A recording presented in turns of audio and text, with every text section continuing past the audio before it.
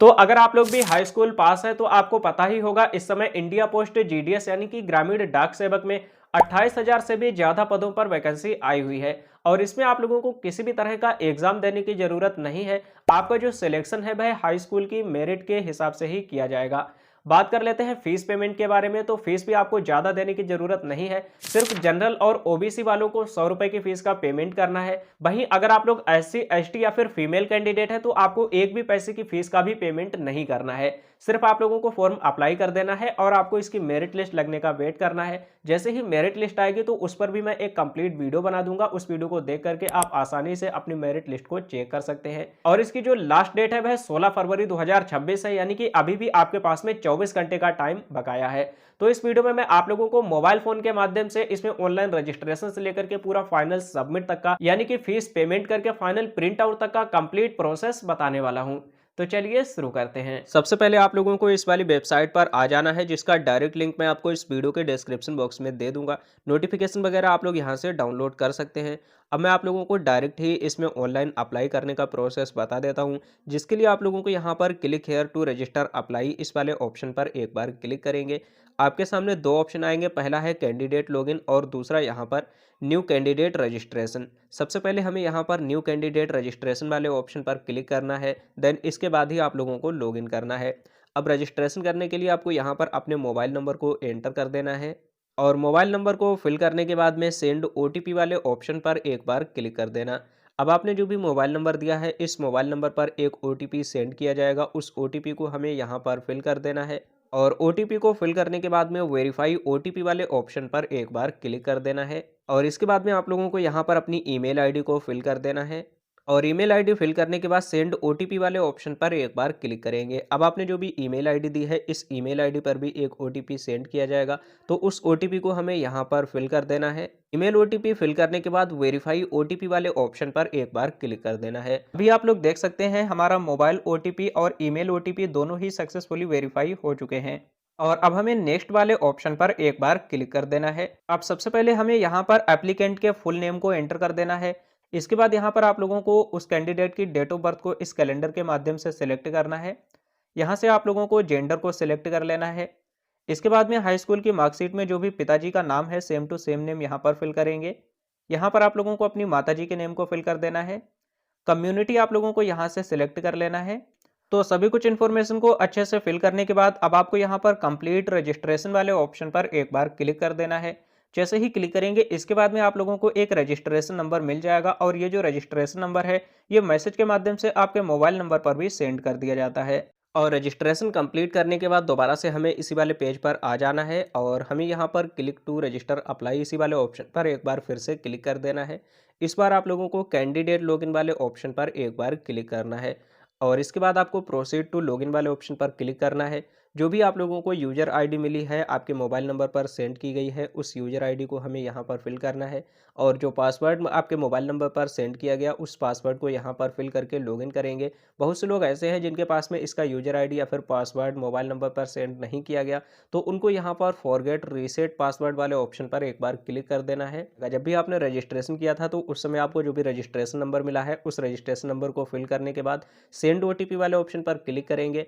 इसके बाद आपके मोबाइल नंबर पर एक ओटीपी आएगा, ओटीपी फिल करके सबमिट करेंगे तो न्यू पासवर्ड क्रिएट करने का ऑप्शन आ जाएगा।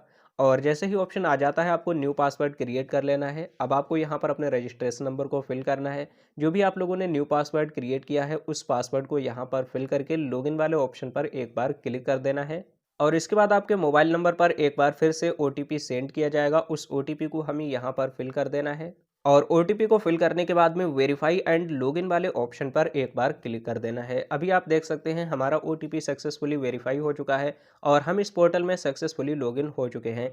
यहाँ पर आपको चार ऑप्शन देखने को मिल जाते हैं, जिसमें कि पहला ऑप्शन है यहाँ पर अप्लाई ऑनलाइन, दूसरा माई एप्लीकेशंस। जब आप ऑनलाइन अप्लाई कर देंगे तो आप लोग माई एप्लीकेशन वाले सेक्शन से अपने फाइनल प्रिंट आउट को डाउनलोड कर सकते हैं। सबसे पहले हमें यहाँ पर अप्लाई ऑनलाइन वाले ऑप्शन पर एक बार क्लिक कर देना है और इसके बाद यहाँ से आपको नोटिफिकेशन सिलेक्ट करना है, जिसमें कि अभी एक ही नोटिफिकेशन आ रही तो हम इसी को सिलेक्ट करेंगे। और अब नेक्स्ट पेज हमारे सामने कुछ इस तरह से आ जाएगा। सबसे पहले हमें यहाँ पर अपनी पर्सनल डिटेल को फिल करना है। अब देखिए पर्सनल डिटेल में आप लोगों की जो बेसिक डिटेल है वह पहले से ही फिल रहेगी, जो भी आप लोगों ने ओटीआर रजिस्ट्रेशन किया था तो उसी से आप लोगों का यहाँ पर नेम और आपके फादर का नाम, मदर का नाम, डेट ऑफ बर्थ और जेंडर, ये सारी कुछ इन्फॉर्मेशन ऑटोमेटिक ही फैच हो जाती हैं।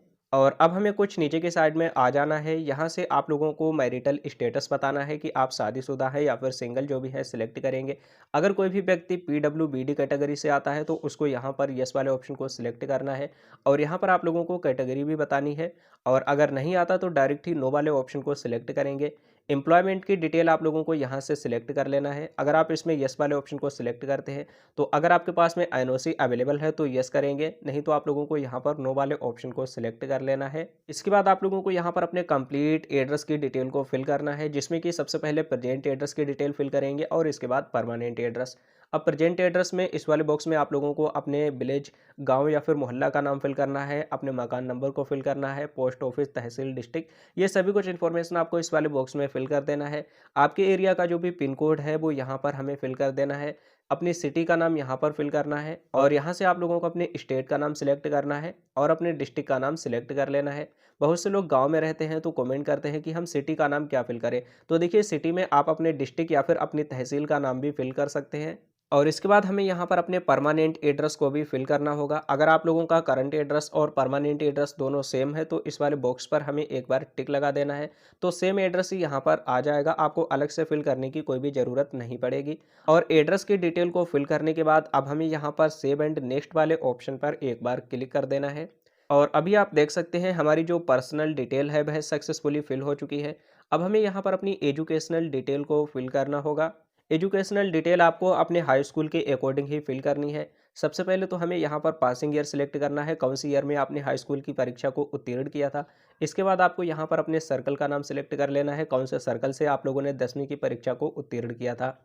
कुछ नीचे की साइड में आ जाना है, ऑप्शन देखने को मिल जाता है एसएससी मेमो नंबर। अब यहाँ पर आप लोग अपने हाई स्कूल का रोल नंबर भी दे सकते हैं, रजिस्ट्रेशन नंबर भी दे सकते हैं या फिर सर्टिफिकेट नंबर भी दे सकते हैं। अगर आप लोग यूपी बोर्ड से हैं तो आप लोगों को यहाँ पर अपने हाई स्कूल के रोल नंबर को टाइप कर देना है। और अब हमें कुछ नीचे की साइड में आ जाना है, हाई स्कूल में आपके पास में कौन कौन से सब्जेक्ट थे तो उनकी पूरी लिस्ट यहाँ पर आपके सामने आ जाएगी। तो जैसे कि अगर आप लोग उत्तर प्रदेश में रहते हैं और आप लोगों ने यूपी बोर्ड से हाई स्कूल की परीक्षा उत्तीर्ण की है तो उसी के अकॉर्डिंग यहाँ पर आप लोगों को सब्जेक्ट सिलेक्ट करने के ऑप्शन आ जाएंगे, जिसमें कि हमने सबसे पहले हिंदी सिलेक्ट किया, इसके बाद में English, drawing, social science, science और मैथमेटिक्स सिलेक्ट कर लिया। अगर आपके सब्जेक्ट अलग हैं तो आप यहाँ पर अलग अलग सब्जेक्ट भी सिलेक्ट कर सकते हैं। और सब्जेक्ट को सिलेक्ट करने के बाद में आप लोगों को इसके जस्ट सामने ही उस सब्जेक्ट में आप लोगों के 100 में से कितने मार्क्स आए हैं वो मार्क्स आप लोगों को इस वाले कॉलम में फिल कर देना है। तो कुछ इस तरह से आप लोगों को सभी सब्जेक्ट्स के जस्ट सामने ही जितने भी आपके मार्क्स आए हों वो आप लोगों को एक एक करके फिल करना होगा। और इसके बाद कुछ नीचे की साइड में आ जाना है, अगर कोई भी स्पेशल सब्जेक्ट आपके पास में है तो इस लिस्ट में से आपको सिलेक्ट कर लेना है। अगर नहीं है तो आपको सिलेक्ट करने की कोई भी ज़रूरत नहीं है। और अगर कोई भी सीजीपीए से है तो उसको यहाँ पर अपने स्कोर को एंटर कर देना है। इसके अलावा अगर आप लोगों ने किसी एडिशनल लैंग्वेज की स्टडी की है तो यहाँ पर यस करेंगे और उसके बारे में भी आप लोगों को इन्फॉर्मेशन को फिल करना होगा। और सभी कुछ इन्फॉर्मेशन को अच्छे से फिल करने के बाद में सेव एंड नेक्स्ट वाले ऑप्शन पर एक बार क्लिक कर देना है और इसके बाद कंटिन्यू वाले ऑप्शन पर एक बार क्लिक करेंगे। तो हमारी यहाँ पर एजुकेशनल डिटेल भी सक्सेसफुली कंप्लीट हो चुकी है। अब हमें यहाँ पर पोस्ट प्रेफरेंस देना है। ये आप लोगों को बहुत ही सोच समझ के और बिल्कुल सही से देना है। पोस्ट प्रेफरेंस आप लोग किस तरह से दे सकते हैं तो देखिए इसके दो तरीके होते हैं। पहला तरीका तो यह है, आप लोग डायरेक्ट ही यहाँ से पोस्ट प्रेफरेंस को सिलेक्ट कर सकते हैं जहाँ पर भी आप लोग काम करना चाहते हैं। और दूसरा तरीका यह है, आप लोगों को इसकी वेबसाइट के होम पेज पर आ जाना है। यहाँ पर आने के बाद में ऑप्शन देखने को मिल जाता है नोटिफिकेशन, इस वाले ऑप्शन पर हमें क्लिक करना है। क्लिक करने के बाद ऑप्शन देखने को मिल जाता है सर्कल वाइज पोस्ट नोटिफाइड, तो हमें इसी वाले ऑप्शन पर क्लिक करना है। और अभी आप लोग देख सकते हैं हमारे मोबाइल फ़ोन में सर्कल वाइज पूरी नोटिफिकेशन डाउनलोड हो चुकी है।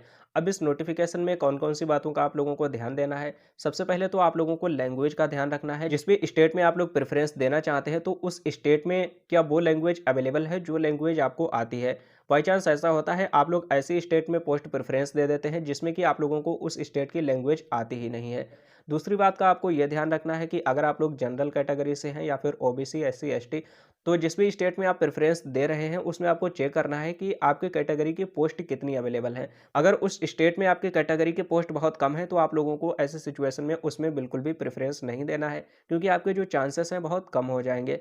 तो इन चीज़ों का आप लोगों को विशेष ध्यान रखना है। और इसके बाद आप लोगों को दोबारा से इसी वाले पेज पर आ जाना है। अब हमें यहाँ से अपने सर्कल का नाम सिलेक्ट कर लेना है। सर्कल का नाम सिलेक्ट करने के बाद में यहाँ से आप लोगों को अपनी डिवीज़न का नाम सिलेक्ट करना है और कुछ नीचे के साइड में आ जाना है। अब इस सर्कल के अंतर्गत आपकी जो भी डिवीज़न है इसमें जितने भी पोस्ट ऑफिस में वैकेंसी अवेलेबल होगी उस पूरे पोस्ट ऑफिस का नाम आप लोगों को यहाँ पर देखने को मिल जाएगा।